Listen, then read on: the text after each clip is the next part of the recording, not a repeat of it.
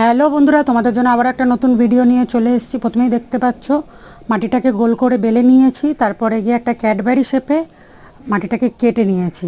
আশা করি তোমরা দেখলেই এবার বুঝতে পারবে যে আমি কি ক্যাডবেরি তৈরি করতে চলেছি। হ্যাঁ, ঠিকই গেস করেছো, এটা হচ্ছে ডায়েরি মিল্ক।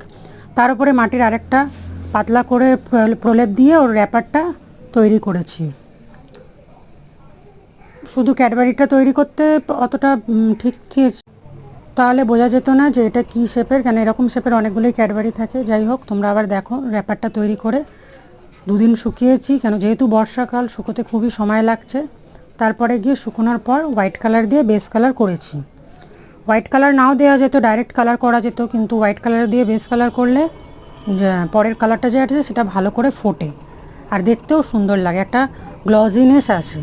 তারপরে গিয়ে র্যাপারটায় ব্লু কালার দিয়েছি এবং ক্যাডবেরিটায় চকলেট কালার দিয়েছি।